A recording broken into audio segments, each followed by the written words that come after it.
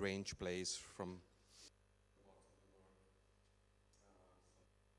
it a bit easier for others to understand how.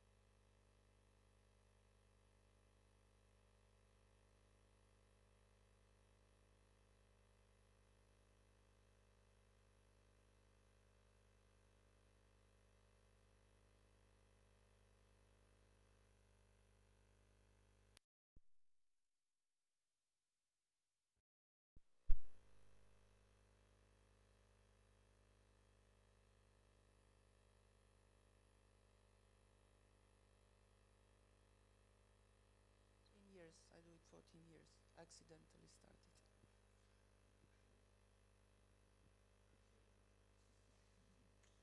My name is Maite. Many years ago, I work in the jazz and world music field. For the jazz, I work with French jazz musicians, mostly.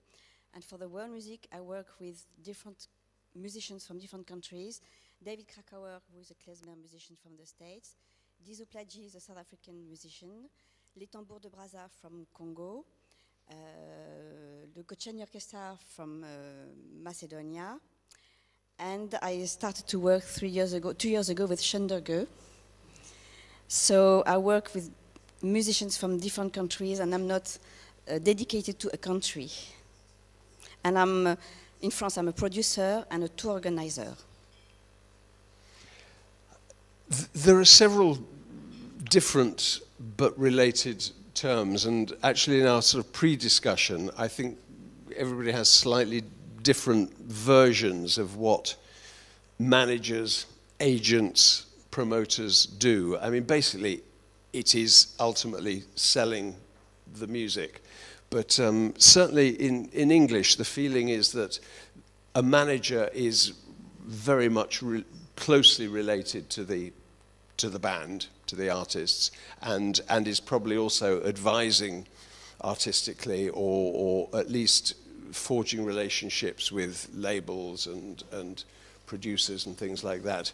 An agent perhaps is less involved in the music, but is more in the business of selling, and perhaps a promoter, you know, is sort of even more detached from the band, but of course is about selling, and often in a particular territory. And I think one thing it would be interesting to discuss, and by the way, I will open out to all you guys when we've been through a few things, is the advantage or necessity, well, let's say first of all, to have an agent at all. Many bands promote themselves and obviously feel it's cheaper to not pay some commission to some fat cat somewhere. Although I don't think we can call any of our friends here fat cats. So let's ask each of them, you know, why is it useful to have an agent? What are the benefits?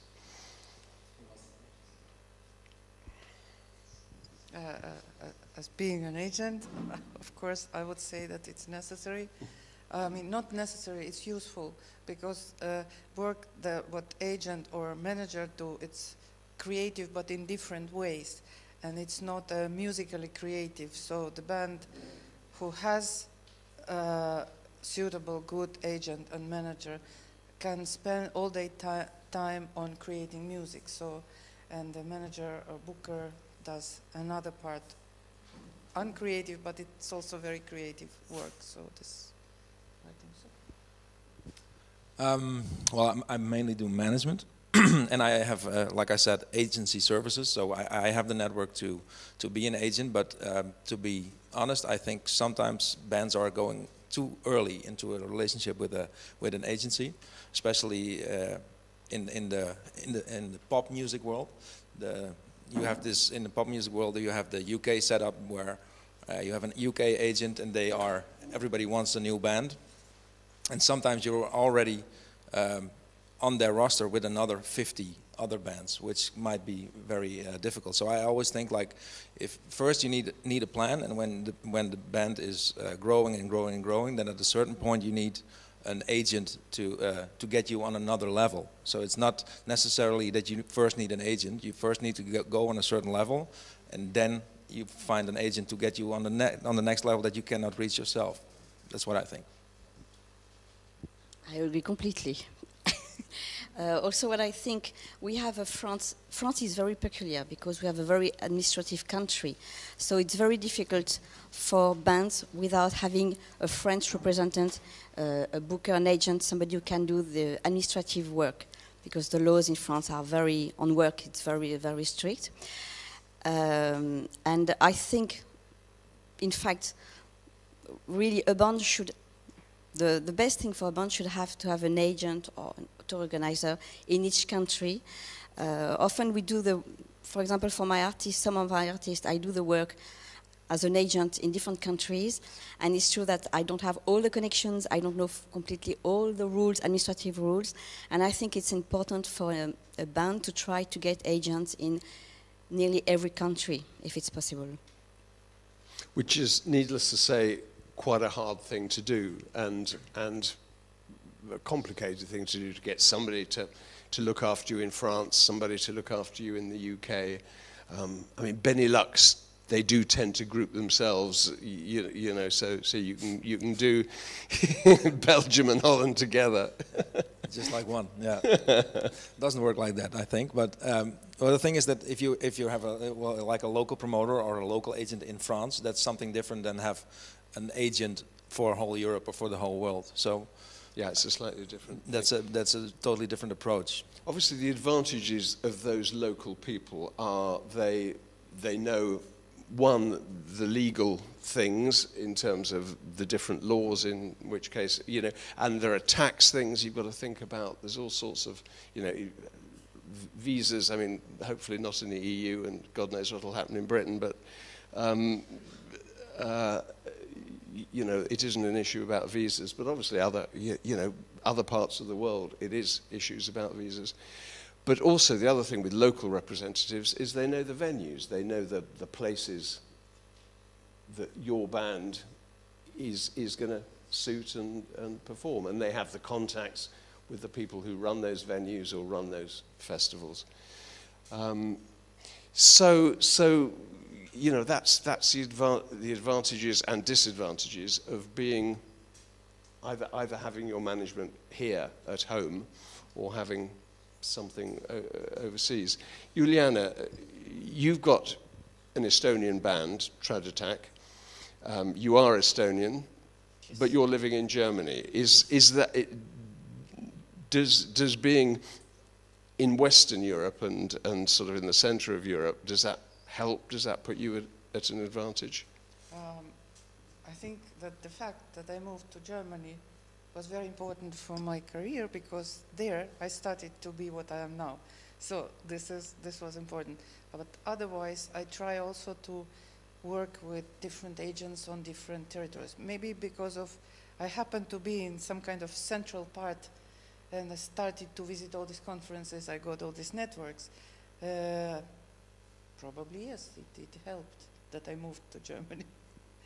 But now Tallinn Music Week is getting bigger and bigger, and they invite a lot of people. So I don't know, if I would stay in Estonia, would I be what I am or not? So it's always a chance. But with this band, I really work also with many agents, local agents, which is very helpful.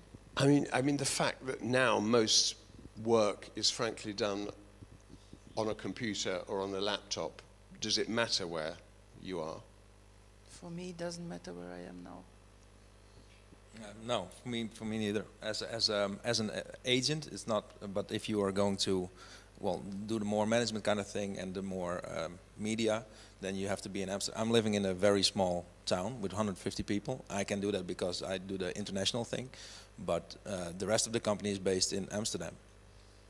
So that's needed then. I think with computers our lives have changed, in fact. So we can work from anywhere, except if we want, for example, in France, if we want to produce a new show of an artist, unfortunately, you have to be, if you are based to Paris or in the suburbs, it's easier to organize than when you live in the countryside, where you don't have all the connections and so on. But it's true that internet has changed completely our lives, completely. So we work more now.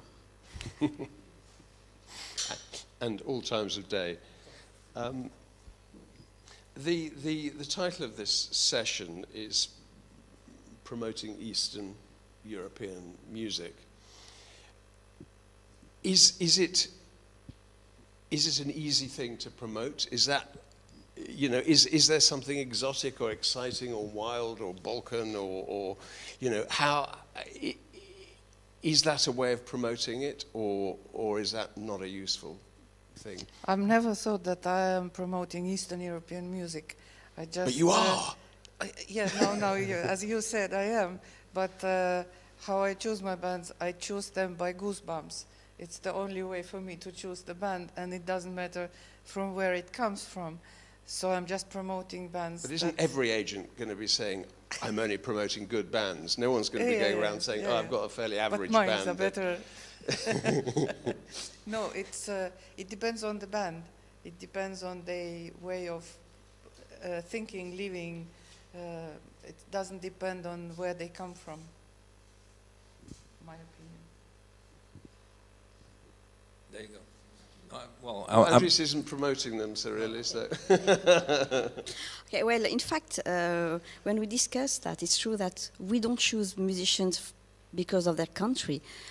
We choose the bands because of the emotion they bring us. And each time I've decided to work with a band, I didn't think about from where they were coming. I just thought, wow, the music they play, that's the music I want to bring to France, and mainly in France, and make people hear because they are great.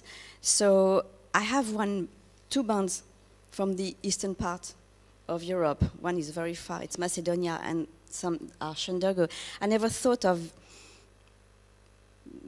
promoting them from their country. I think promoting them from the music they play, mostly. So we had the discussion about that. You know, it's complicated because we don't choose for the countries. And then we think, do we have opportunities for such musicians, and how do we develop? But I don't develop them because they're Hungarian or because they're Macedonian. I try to develop them because of the music they play and what they bring to the public. In world music, in all types of music, there are fashions, and I think we'd probably all have recognized there was a sort of fashion for Balkan music for several years. I spoke to several people recently who feel that fashion has rather passed. Do you find it noticeably more difficult to sell the bands that you're dealing with now? Yes, yeah, there is really a fashion. I can say that in France, for example, in the 90s, the Rai music was top. They could feel zeniths and everything. And then now it's gone. If you're Arabic from North Africa, very difficult to sell bands. And I think for all music, you have fashions. So now the idea is to try to develop your band without setting to a fashion, you know. But it's true that the kind of music people listen to can make that suddenly, you know, African music, for example, in France, for the moment, apart from certain artists, it's very difficult to sell African artists. So we have to deal with it and try to find solutions, not to be in the fashion, but behind the fashion, which is a little bit difficult. Andres, you were talking about fees in our sort of pre-chat and how you felt fees had gone down. Yeah, well, I can, if we're talking about, well, also about France, but especially also Holland and Belgium. In the world music scene there is, well, sometimes it just came down for half of the price. So and then it's very difficult because a lot of acts are with 8 or 9 people on the road. So it's hardly to, you hardly can do it anymore. About fees or about... Yeah, well, unless there's, you know, something you want to say about yeah, I have something. It's not East only European fashion. phenomenon. Yeah. Yes, it's not only fashion, it's also, unfortunately, politics sometimes helps or disturbs. For example, when Putin did some nasty things to Ukraine, it was very difficult to propose Russian band. I had always to write, they are good guys, they are not bad guys. Or when Russia had war with Georgia, it was, I'm sorry to say that, but it was easier to propose Georgian band. So unfortunately, so it's not only the fashion or all these terror acts. It's difficult with bands from Arabic worlds. You wouldn't go so far as promoting a war to help sell your band? No, of course not. I'm just telling us it was. It was like that. So we have to deal with that as well. I must say that in France for years we were very lucky, because when the left-wing government arrived in '81, they really made culture an objective, and we had lots of subsidiaries. But years have passed and governments have changed and the situation has changed, and even in France where it was very easy for us before, now we are facing a very difficult situation where all the subsidiaries are cut. And we start to understand when we try to sell artists in other countries what the organizer says, because we are facing now the same difficulties. The budget's going down and down and down. Do you also think there are more artists around? Yeah, that so was, it's, you know, that was also the discussion, in fact. When I started many years ago, there were artists, some, a few, many, but now you see young generation coming, and younger and younger and younger and younger, and we're not that younger anymore. So now the offer for the organizers is just a huge amount. I think organizers can talk more than us about that. So now there is a real competition, and I think the price also, the price doesn't make the difference, but it becomes also a kind of negotiation. And we have so many good bands that you don't have place and room for everybody. Yeah, and I also think it's like when there was more, for instance, in Holland, we had a good funding institution for getting people, bands from abroad, and it's the fundings are cut big time, so that normally you could do just on the content of the music, you could just do something beautiful, and when there were not a lot of people, it was not really a big problem. But nowadays, you simply have to sell tickets. Same in Belgium. So then you have to compete with the standards of Facebook, Instagram, your Spotify list. How many? Well, you just have to compete with that kind of way. So that's also a very big difference from the last years. Nothing to add. It's true. Yes.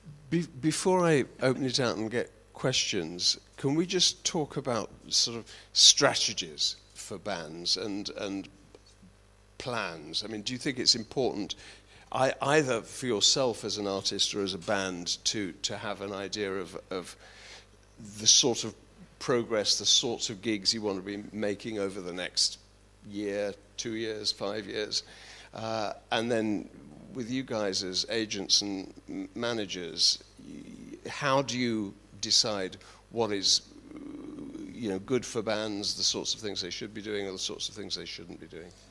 And that's also about the same discussion with the agent where we were talking about before.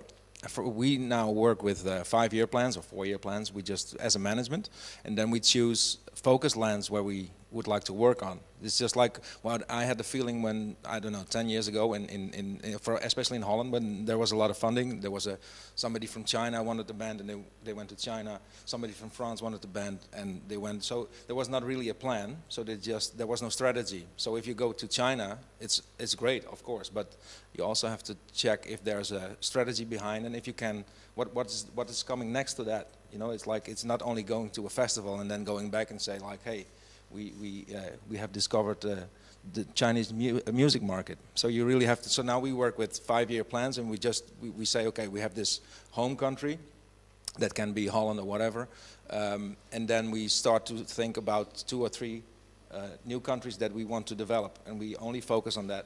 And if we have more success in these kind of countries, then we move to another one. And if the success is there, then we look for an agent who can develop the band in these areas on a higher level, instead of just getting it. Because the big problem is that if you have a band who is hot, for instance, you go to the Womex, you have this hot band coming up, and you play every country, like 2 or 3 festivals, and then a lot of times it's just done after that, after 1 or 2 years. So if you try to develop a band, for instance, we are now working on the band My Baby, and we try to develop the UK market. So we really look at the periods, which cities we want to go, how many tickets we want to sell in the next 5 years. So we really try to build that. And if that is going okay, then we start to go to Germany or to Poland or whatever. So it's like the game of risk, so to speak. In my case, for some artists, it's the same. For some artists, it's different because I work only with them in France. So when I get a new band in France, I try to think, as we said, to make them grow slowly, but not try to put them on the highest venues straight away and then they go down. So it's to see to which venues I can offer them and make the information spread, and then the reputation grow. So it's different strategies if you only have one country like France, or for some others artists, I work, like you say, with other countries. So depending, in fact, the kind of contract you have with the artist. I try to reach different territories and see the reaction and feedback, and then if the feedback is good, then I try to develop and find agent and try to see. So first I throw a lot of balls to different directions to see what happens. Okay. Comments, questions from out here? In fact, I think there are relatively few artists here. It's mostly other people in there.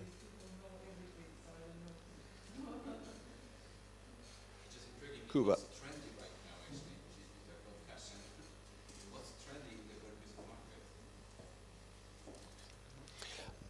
I'd say Colombia. There's a lot of interest in Colombia.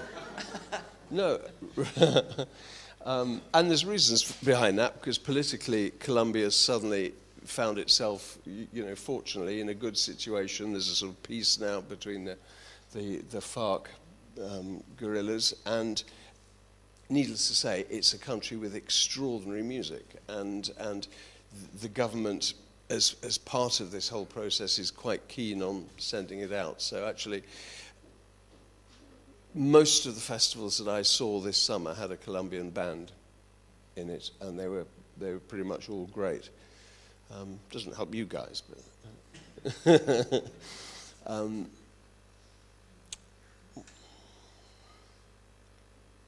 I mean, I also, not just because you asked the question, Kuba, I think there's a lot of interesting music coming out of Poland. I really do. You know, we'll see Wołosi tonight.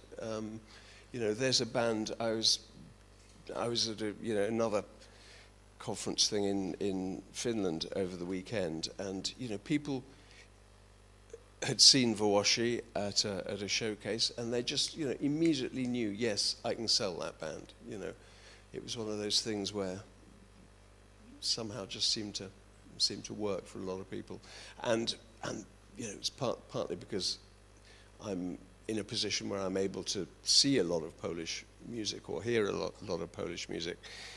There's a very healthy and interesting scene going on, and a lot of very different bands exploring different directions, and also it's a place where, to some extent, you know, the government is quite supportive of it, although of course everybody is complaining against the government currently. But also in Hungary too, you know,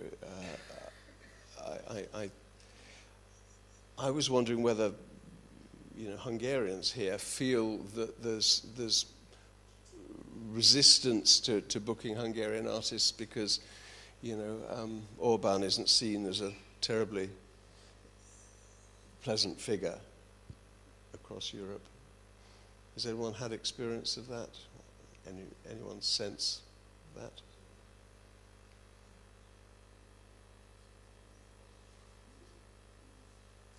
Emil, yes, who is Hungarian. Actually, no, you're Bulgarian. You're Bulgarian or something, aren't you? Yes, yeah. You thought that you don't care where the band is from, you choose the good band. This is not what I experienced. I mean, not personally, but just looking around and seeing what happens. Just one example. I saw a friend living in Amsterdam wrote on Facebook that Balkan band is needed for an event in Amsterdam. And I wrote him, I can offer you some Balkan bands. And he thought, oh no, I'm looking for Balkan band from Amsterdam. And this is the usual thing. You see on all the compilations on Womex on other places, African music produced in Denmark, Balkan music from Germany, and so on. The artists from East Europe, not only, of course,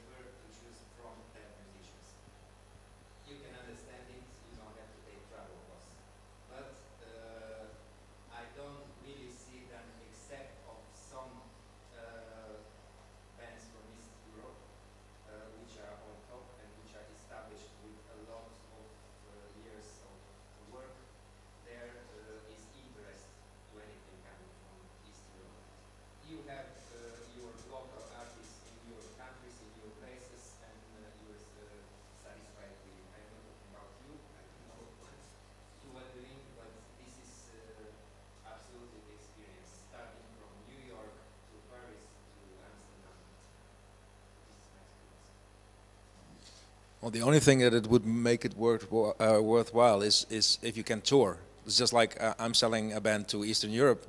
I cannot go on a one-off. I need to tour. So if one this particular guy from Amsterdam, don't know who it was, but if he's asking for just a one-off, that will be mainly the problem. But I don't think that because I think it's if you have an Eastern European band who did good promotion and developed a market in Holland, I think you can easily tour better than the people who are living in Holland. Actually, I think.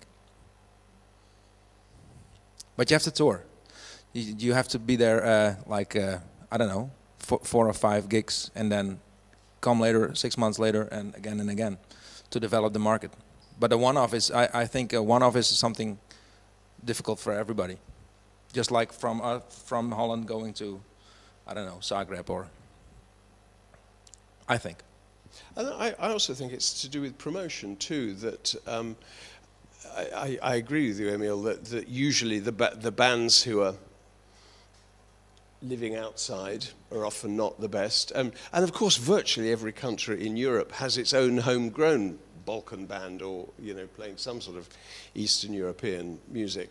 But I think if you have a band here that is really hot, is really great at playing whatever it plays, then your job is to sell it and make the festivals want it, make the venues want that band.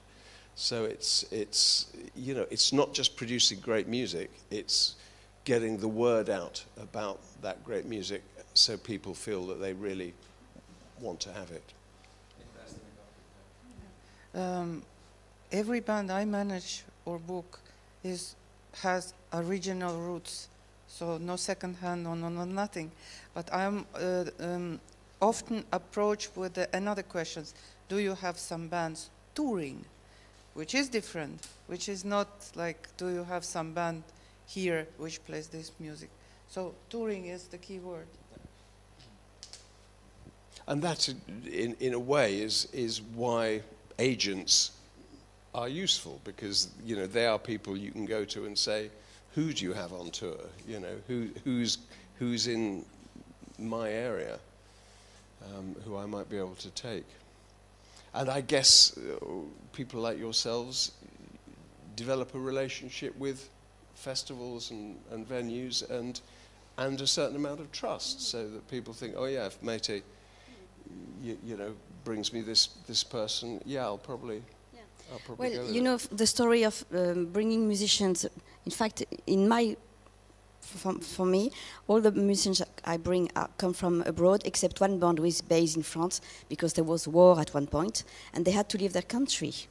So that's why they are based in France, in fact, to escape the war, But it's true that, well, the fact to say that the bad musicians come to leave their country is a little bit, maybe you have some bad musicians who leave their country, but it's a kind of, it's not true. It's, you have good musicians also leaving the countries for good reasons. I mean, not good reasons, but they become good at the end, And it's true that when we start to have tours, you are right that people ask us, who do you have on tour this summer or this year? And that's, we work that way, We don't usually do one shot because it costs too much, in fact. So we need to have tours organized. And then when you try to come to to Western Europe, if you come for one shot, it's a lot of money. And it's not worthwhile often to have musicians coming, and for you, and for the musicians, and for the organizers. So we have to work in the notion of tour, and that's why often an agent, which is the word, can be useful. But for instance, ÜGYNÖKÖK, who you'll hear tonight, they're going for one concert in France, aren't they? And then coming back.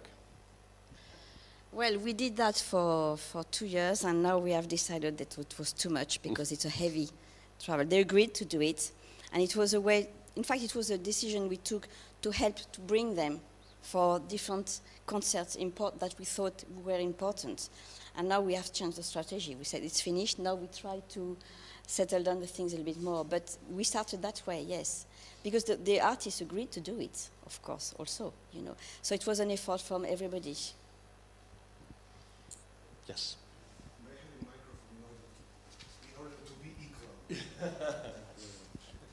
Thank you very much. Now we are equal, like agents, promoters, and artists, probably.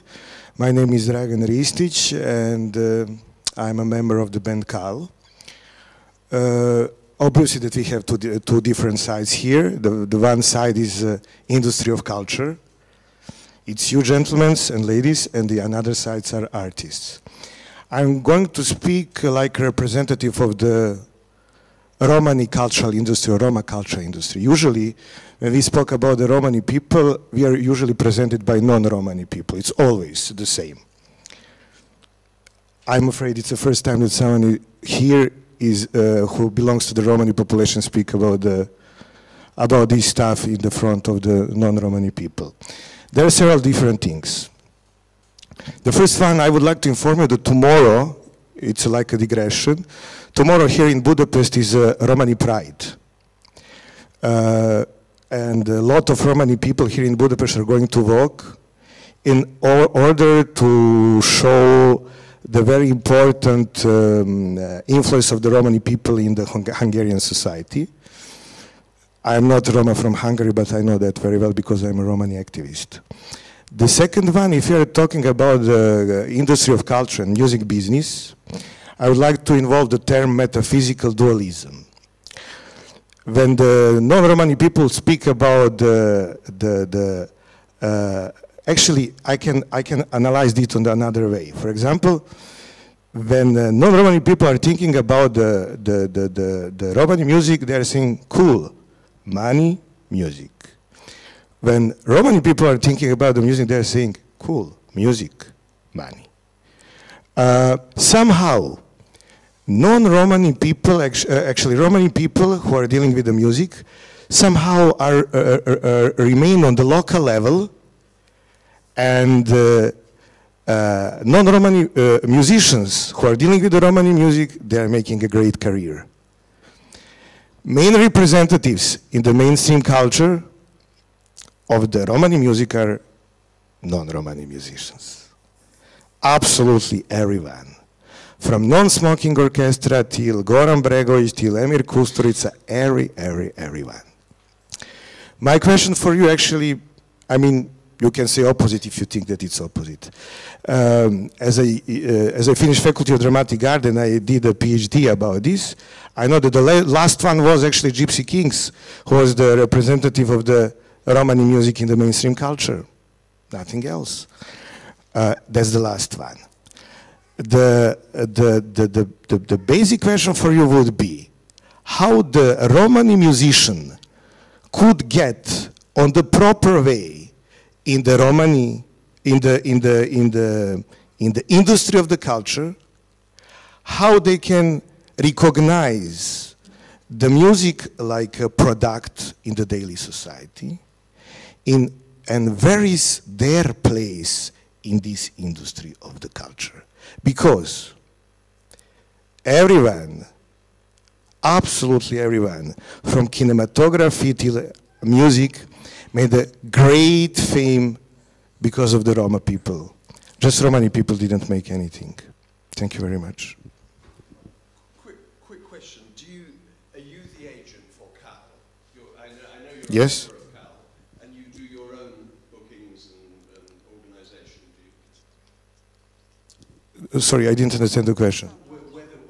Whether you are the agent, the manager of KAL, or whether you have somebody else working with you, or do you do it yourself for the band? I'm trying to do it by myself, and also I have the agents in different countries, trying really to the best to promote my own band, but just not my own band, trying to promote Romani culture globally, because this is a very important point, because I will say that my mission is not just to promote the music, my mission is actually to promote the Roma rights also. Does anyone want to respond To this non-answerable question? Yeah. The only thing that I can say is like I always work, like I just said, like the game of risk, and I always do one country by country, and I really invest everything I have in that country. So I worked with a hardcore hip hop band which was unsellable. They told me because nobody wanted. Everywhere there is a way to sell your music.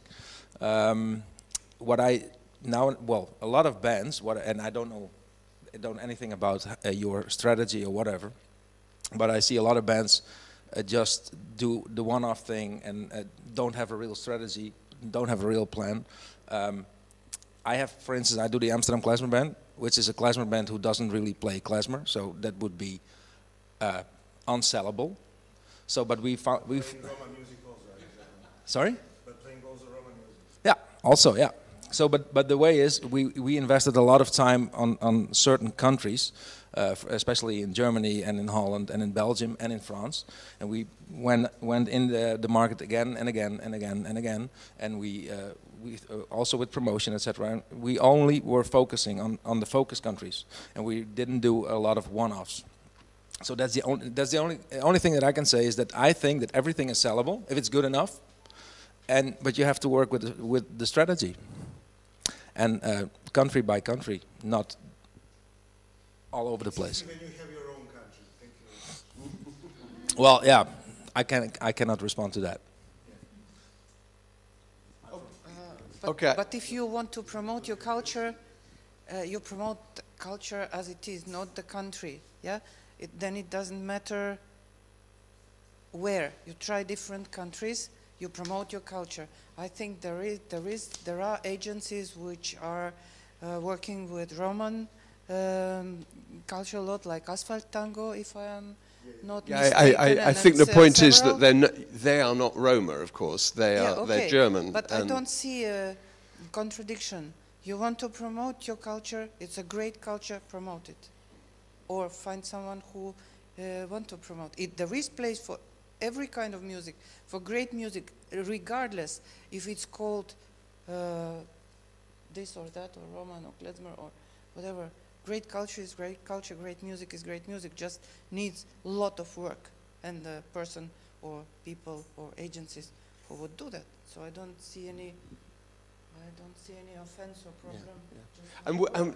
Yeah. And do you think somebody who's promoting a klezmer band should be Jewish? Another question. I think that we misunderstood each other. It's not about this. It's just a point. The point is that the main representatives of the Romani music industry are non-Romani people. There is not any one Romani band there. Could you realize it? But it's Roman music. It's a little bit unlogical. We are playing in our small communities. We are good for our small communities, but the wider scene, it's better someone else who is playing our music. That's it. You mean that musicians are not Roman, But the ones who are if we're promoted? talking about Tarafta Hajdux and Fanfare Chocalier and Kal, I mean, these are all Roma bands. He died. He was a Roman. Famous. I'm talking about the current situation. If I understand, you say that we tour musicians who are not real Romans. I don't really understand what you want to... I just wanted to tell that the main representatives in the mainstream context of the Romani music Artists, you mean? Yes, people who are not Roma, that's not problem, who are playing Romani music, and they're making industry. But the Roma people, there is not just one. But aren't we just talking then about Bregovic and Kusturica? Then you should do something about developing it and making them up. Kuba. I just want to say, because I'm the biggest fan of the Romani culture and music, and say the fact, I think Romani music is a huge brand already, and the Romani culture is a brand, and it's like, I just want to say that it might be even easier for you sometimes to say it, that don't be offended, it's just my impression, because if I, for example, want to start the music from Poland, I need to talk about the Mazurka culture,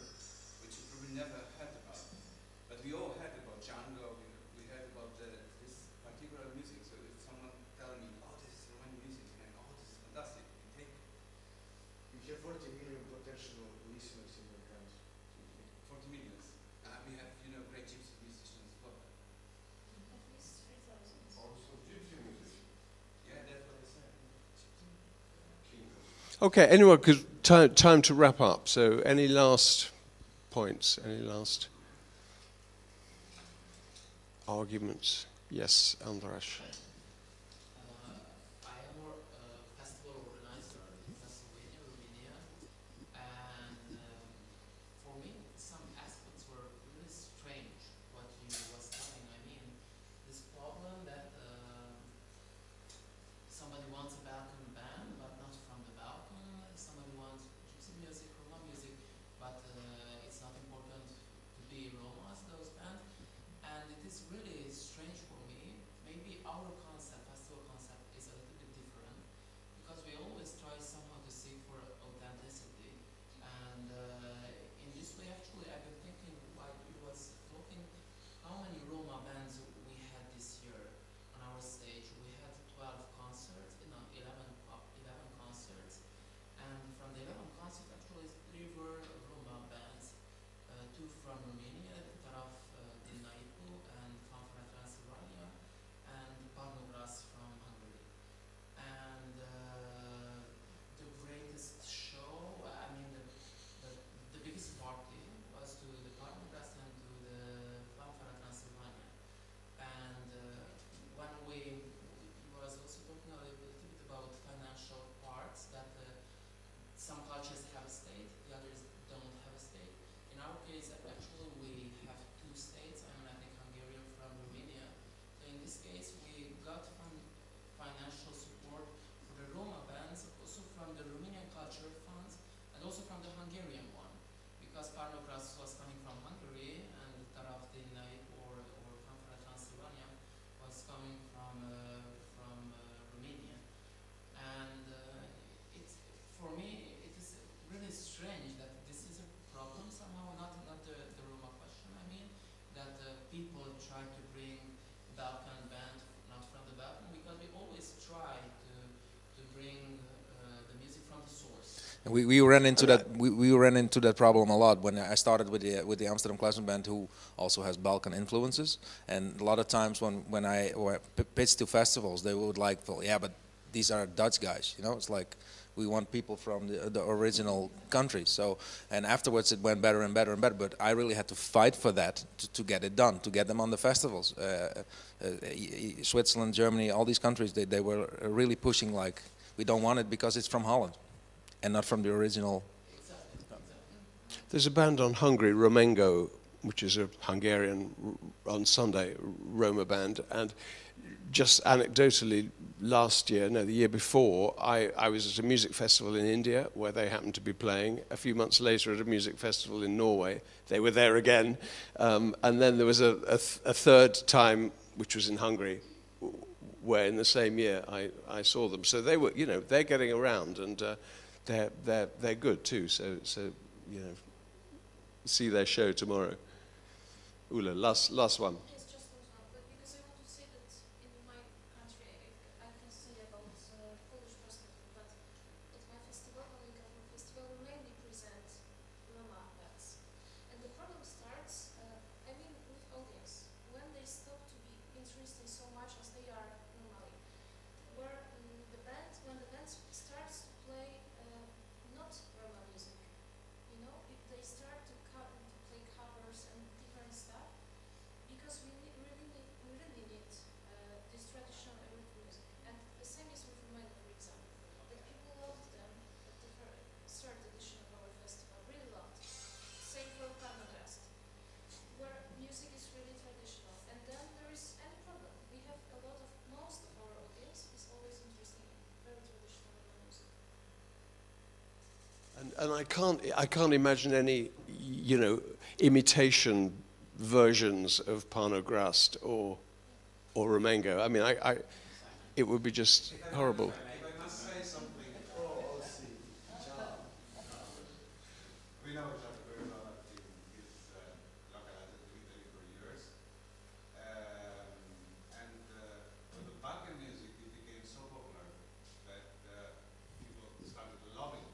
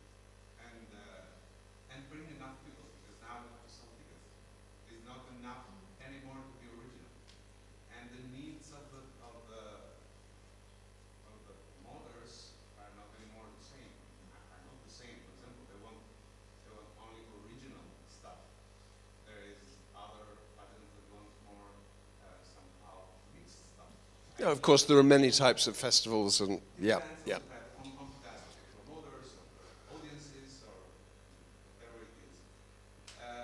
It's not true that worst musicians in Balkans are brought in the play. It's something different. They get another view and another way to work in Amsterdam, for example, musicians from Bulgaria, because the flowers that he brings in to a project that is made with Dutch guys, for example, is needed to the Dutch band, and I have a guy there, so it is easier for them to have a guy based in Amsterdam than I don't see any problem of, on imitating Balkan, but it became a trend somehow, so it was easier sometimes to sell band coming from Balkans than anywhere else around the world. So I don't see it as a problem.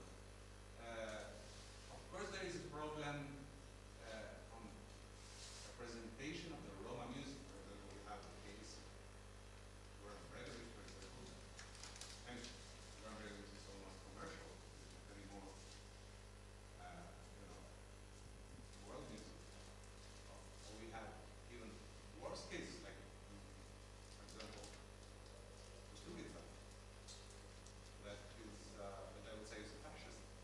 And nobody knows, not all the people know that in our world. He's singing songs, for example, for criminal wars during this concert, and nobody knows. In Serbian language, of course. So it's, there is a kind of problem there with the presentation of Roma music, not always, but I don't see why by the picture I don't see a problem making Balkan music so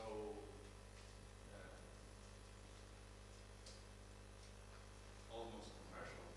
Now it's a brand. No, and there's always going to be people at a commercial level and people working at a small level. Yes. And I imagine working in Italy with a lot of bands from around the world. Also, I'm running several festivals in Italy, a couple of festivals in Albania. So my roots are from. So I don't see a problem. I mean, it helps somehow Balkan music. Because if it wasn't for somehow if it wasn't for Bregovic or Kustubica, maybe couldn't play around group. I mean, there is that thing and the good thing is presentation of Roma country. Okay, Bregovic, always a controversial figure, of course. Thanks very much for coming. There's like 5 minutes before the next session, so I think everybody might want a cup of tea or whatever. Thank you, and thanks to Maite, and Juliana.